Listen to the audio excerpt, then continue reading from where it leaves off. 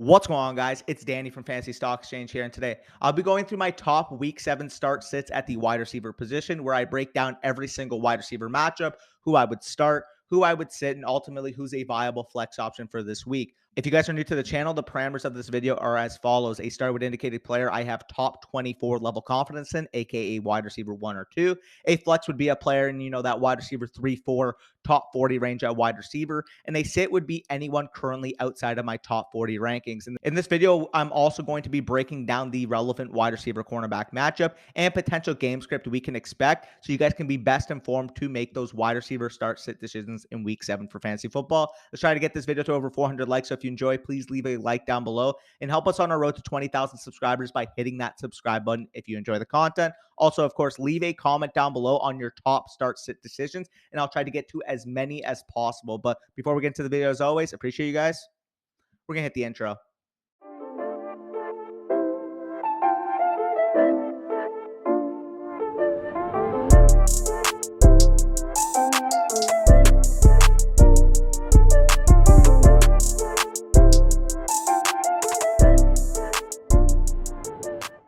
All right, before I get into the game-by-game analysis, here's the overall matchup chart, a chart that is based now solely on this year's data. We have enough data collected. We understand basically the strength of defenses at this point. So we're going to be using the aggregate from the first 6 weeks of the season. You guys can see on the screen some of the easier matchups per se would be Brandon Cooks going up against the Raiders, CeeDee Lamb and Michael Gallup against the Detroit Lions, Michael Pittman against the Tennessee Titans. And on the inverse, the hardest matchups of the week figure to be those Jets wide receivers going up against a tough, stout Denver defense, Amon St. Brown and DJ Chark going up against a stout Cowboys defense, and Atlanta going up against the Cincinnati Bengals. So definitely something to monitor when you're making those decisions ultimately in your lineups. But before we get into the game-by-game analysis, here are also the projected Week 7 shadow matchups according to PFF's Ian Hardit. So you guys can see Buccaneers wide receiver Mike Evans is projected to be shadowed by Panthers cornerback Dante Jackson.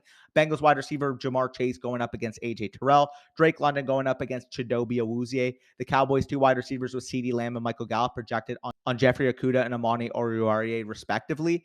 Devontae Adams projected to be shadowed by Derek Stingley. And then finally, Deontay Johnson is projected to be shadowed by Xavier Howard on Sunday Night Football. And of course, the bye week teams of Week 7 are going to be the Buffalo Bills, Minnesota Vikings, Philadelphia Eagles, and Los Angeles Rams. So for those of you that have, Justin Jefferson, Adam Thielen, Stephon Diggs, A.J. Brown, Devontae Smith, Cooper Kupp, you're going to be needing to find a replacement option this week in Week 7. But let's start off with the Thursday Night Football game. Tonight's game, you guys should be watching this on Thursday at about 2-3 p.m. Tonight's game is going to be the Saints going on the road to play the Arizona Cardinals. Cardinals are 2-point home favorites, 44.5 over-under set in this game, with the sharps on the under at an 80% clip. And on the Saints side, with Jarvis Landry and Michael Thomas both being rolled out, Chris Olave is set to be the only healthy of the trio in this game, therefore making him a must-start option, in my opinion. He's been dominant this year thus far in his rookie season, totaling a 25.8% target share. Absolutely ludicrous total for the first-round pick. As long as he's healthy for this game, he is going to be a locked and loaded top 24 wide receiver 2 option for me this week, going up against a Cardinals defense that has really struggled to start the season. On the Cardinals side, I think you can flex both DeAndre Hopkins and Rondale Moore. Hopkins obviously making his long-awaited season debut in a game where, to be honest, Arizona was desperate. Arizona needs DeAndre Hopkins back on the field.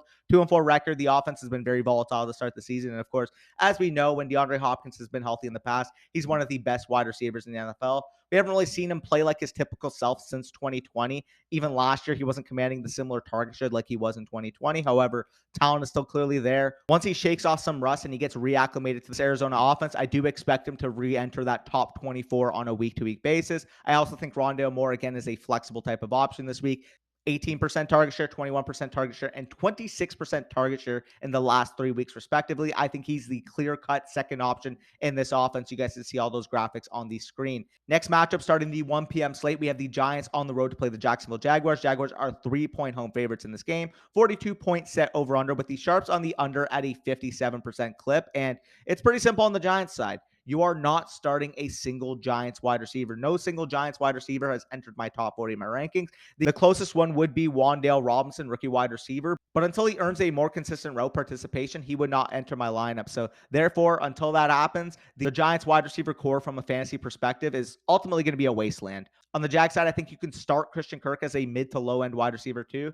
The usage, as you guys can see, has been great. And while the production in the last few weeks has really tailored off, the usage hasn't. This is a guy who's commanded 23% of the targets on the season for this team, and you see games with 22%, 41%, 32% in the recent sample size. So not worrying about Christian Kirk just yet. I do think he re-enters that wide receiver 2 territory. And if he doesn't, he'd become an extremely valuable buy low option going into week 8. Zay Jones, I think, is a fine option, but he just missed out on my top 40. He's a clear number 2 in this offense. But I do have some question marks as to how the Jags offense going up against a tough Giants defense with a low set over under is going to be able to support 2 wide receiver options on this week. So I would start Christian Kirk low in wide receiver 2. I wouldn't start any other receiver in this Jags offense. Next matchup, we have the Falcons traveling on the road to play Cincinnati Bengals. Bengals are 6-point home favorites, 47.5 set over under. So a big set over under with the Sharps hammering the over at a 97% clip.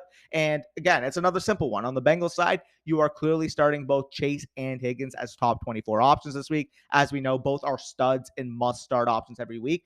Until they show otherwise, until one gets hurt or banged up or is dealing with anything, they are going to be weekly top 15 wide receivers. So don't sugarcoat it. Don't overthink it. Put those 2 studs into your lineup. I also think Tyler Boyd is a decent flex option this week. Obviously, the bye weeks are stacking up amongst the stud wide receivers in the NFL in fantasy football. But with Tyler Boyd, we want access to the Bengals offense. And despite a low seasonal target share, Boyd has showed in the past that he can deliver in these type of spots, especially in high scoring affairs. On the Falcon side, I think the only Falcon worth being in your lineup as a start would be Drake London. You guys can see the absolute dominance he's had amongst this wide receiver core.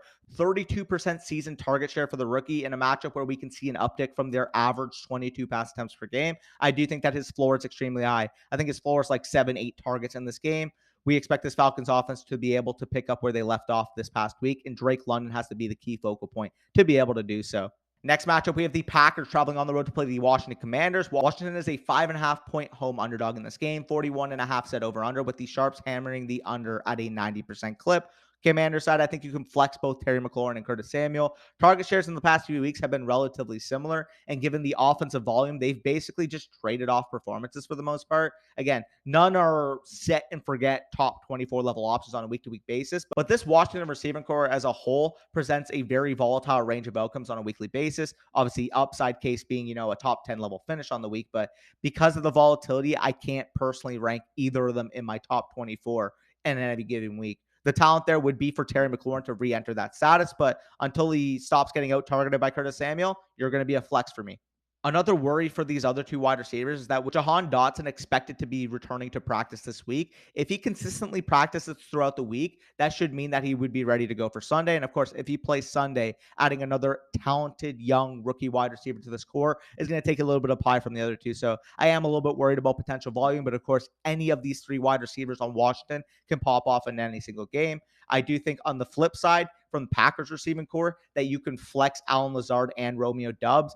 They've basically been identical from a season involvement standpoint, with Allen Lazard turning it on recently, 26% target share, 20% target share, and 20% target share in the last 3 weeks. But both present that upside case. You want pieces attached to Aaron Rodgers, and either has the upside. I would slightly prefer Romeo Doubs than Allen Lazard because we kind of know what Allen Lazard is. There's still the upside case that maybe Romeo Doubs is a more talented player, but both are fine, wide receiver 30 to 35 level options this week.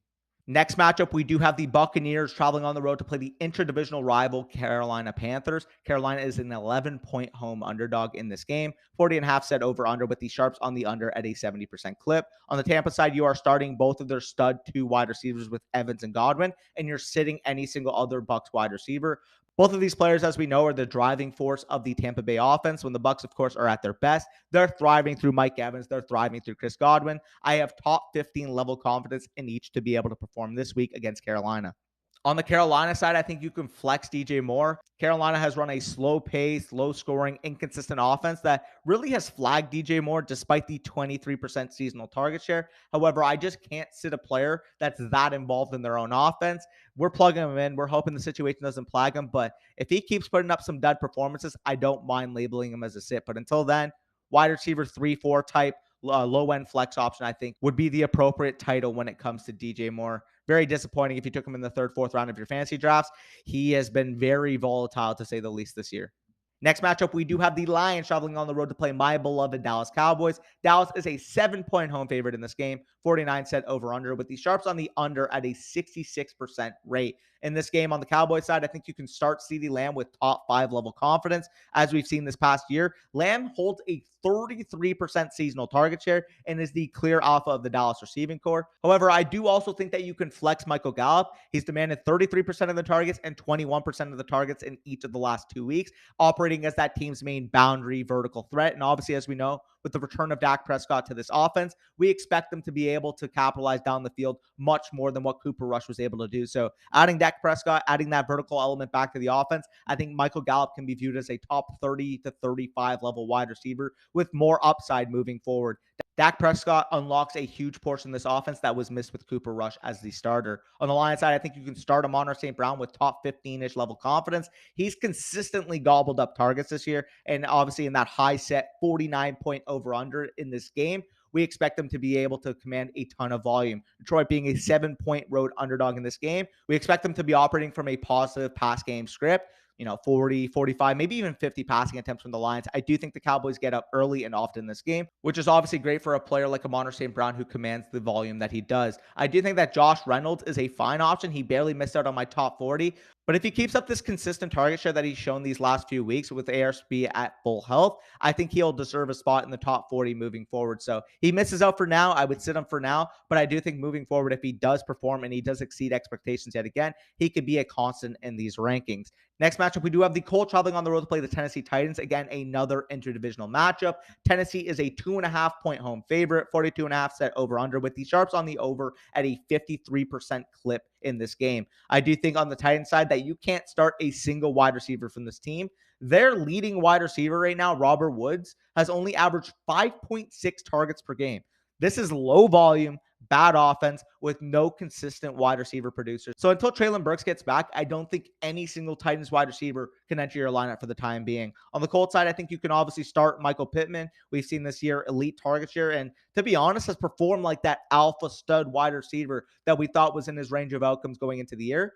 But I also do think that Alec Pierce is a flexible option in this game. Performed well recently and has consistently won down the field when the Colts have needed a big play. We're obviously seeing the reemergence from this Colts passing offense. I think it could support a second option after Michael Pittman, and Alec Pierce is the rookie wide receiver that is going to be able to capitalize on that role. Next matchup, we do have the Browns traveling on the road to play the Ravens. Again, another interdivisional game. Baltimore's a 6.5-point home favorite in this game, 45.5 set over under, with the Sharps on the over at a 65% clip. Starting with the Browns, Amari Cooper needs to be considered a start given that 28% seasonal target share. And with Amari Cooper, we've never seen him demand the type of volume that he's had. I do think that once Deshaun Watson gets back, he can enter that top 15 range at the wide receiver position, given this elite target share he has shown to start the season.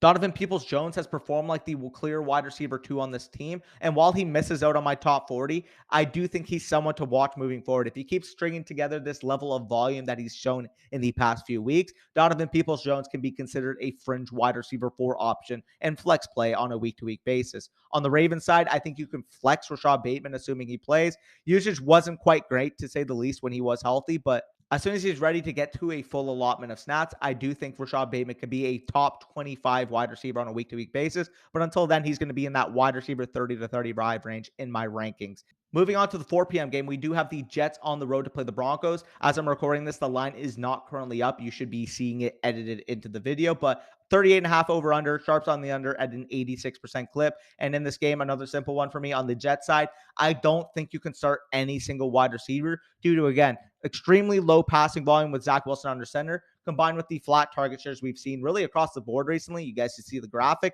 but recently with this Jets wide receiver core, 15% seasonal target share, 14% seasonal target share, and 22% seasonal target share. So if I were to prefer one option, it would clearly be Garrett Wilson. But with the low passing volume the way it's been, I don't really want to put any in my lineup as a top 40 wide receiver until I see Zach Wilson take that stride, until I see that Jets passing offense as a whole take the stride. If I had to choose a receiver out of this core, I'd clearly prefer Garrett Wilson, as he has by far the highest target share of the bunch. But with this matchup against a Broncos defense that is rated as the toughest matchup on the matchup chart you guys would have saw at the beginning of the video, and have shut down, again, many stud wide receivers that they've played already this season. I don't want to put any of these Jets wide receivers in my lineup. On the Broncos side, I think you can start Courtland Sutton and flex Jerry Jeudy. We have seen that Courtland Sutton has assumed that number one alpha wide receiver role for the Denver Broncos this year. 25.9% target share when it comes to Courtland Sutton, and he's performed extremely well on that target share. So I'll have to take my L. Courtland Sutton, I do think, is a top 20 level wide receiver moving forward. But I also think that Jeudy is worth a play in your flex. 21.4% target rate on the season, despite battling some injuries in the early portion. He's an every week top 30 type of wide receiver in my rankings. And once we see that offense take the next step, I do think he can have an ascension to become a top 24 level wide receiver. So Courtland Sutton, mid-range wide receiver to the clear number one receiver on this team, but Jerry Jeudy could be nipping at his heels if he continues the level of performance from a target volume standpoint like he has in the past few weeks. Next matchup, we have the Texans on the road to play the Las Vegas Raiders. Vegas is a 7-point home favorite in this game, 45.5 set over under, with the Sharps on the over at a 77% clip. So the Sharps are clearly expecting this to be higher scoring than the listed over under. I do think on the Texan side, you could start Brandon Cooks, 26% seasonal target share, and faces against the easiest wide receiver matchup according to the aggregate you guys would have saw at the beginning of the video. He is inside my top 24 wide receivers on the week. Nico Collins was close to making my top 40, but again, barely missed out on my rankings, therefore labeling him as a sit. On the Raiders side, obviously, Adams is entering your lineup as a top 5 wide receiver. 31.6% seasonal target share for arguably the best wide receiver in the NFL.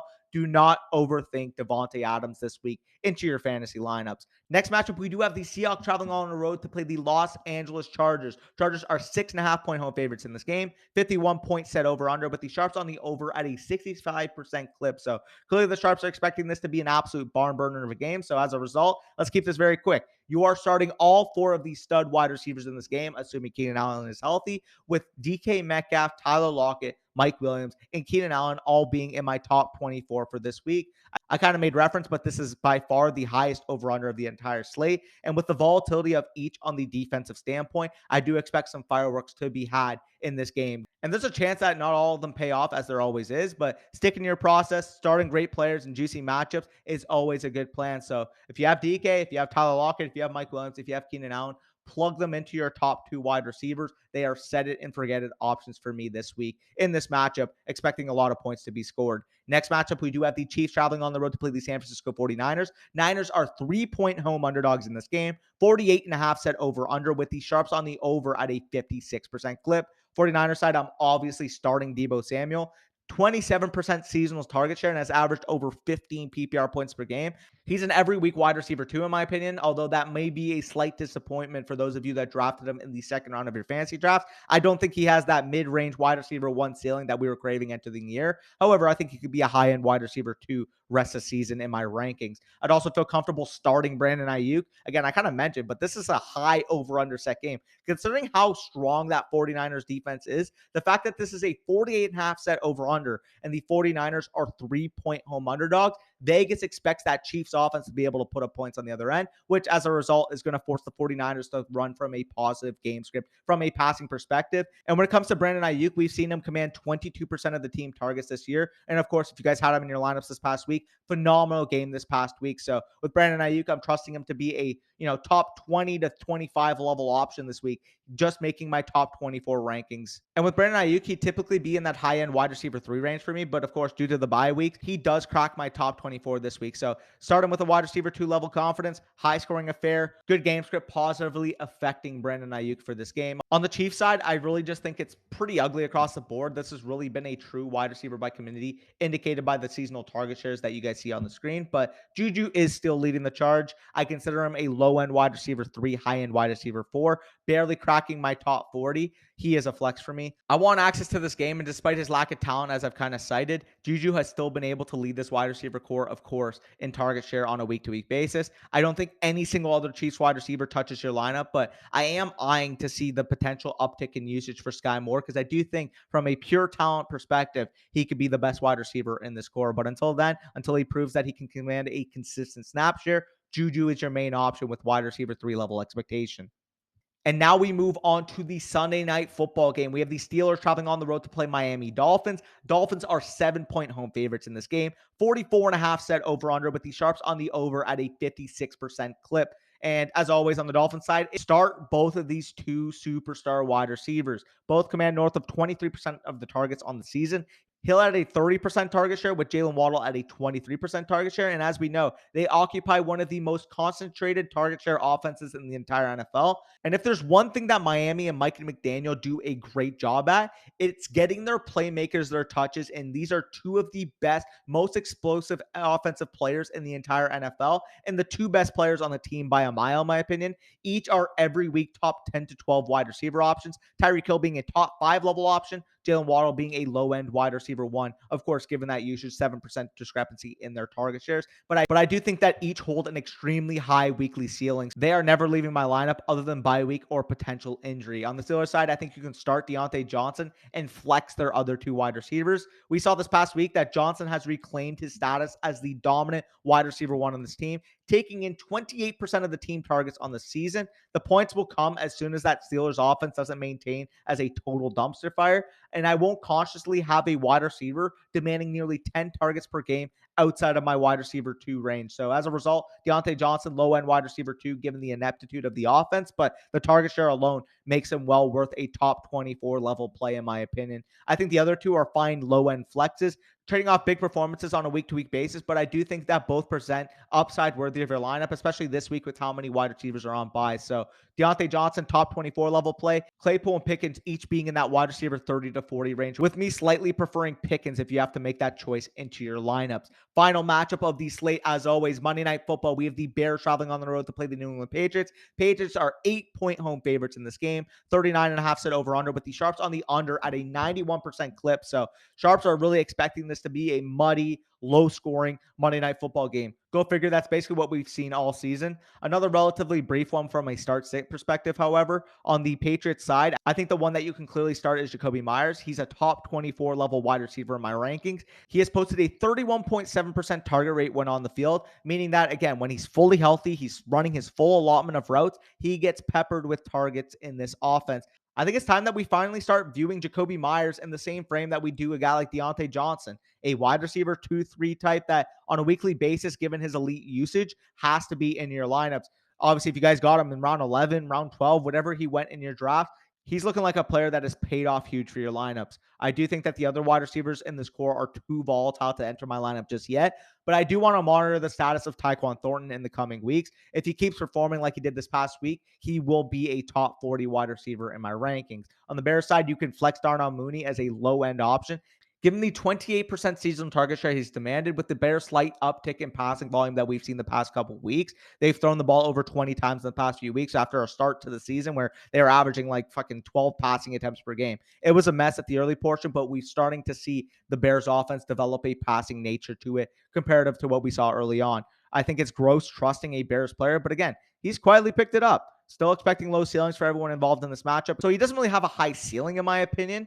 And I do expect that overall in this matchup, nobody realistically has a super high ceiling. I expect this to be an ugly, muddy Monday Night Football game, which the line would indicate. So you could start Jacoby Myers because of how dominant he's been and how good the Patriots offense has looked relative to expectations. But with Darnell Mooney, I wouldn't consider him anything other than a low-end flex play. But I appreciate you guys for making it to the end of this video. Of course, if you enjoyed, make sure you leave a like down below. I mentioned the like goal at the beginning of the video, but if we can get this to over 400 likes, we will appreciate you guys a ton. Subscribe to the channel as always. Just cracked 15,000 subscribers earlier this month. We want to get to 20,000 as soon as possible. And of course, leave your top start sit comment down below. But until then, hopefully you guys have good luck in your matchups this week. I will be signing off.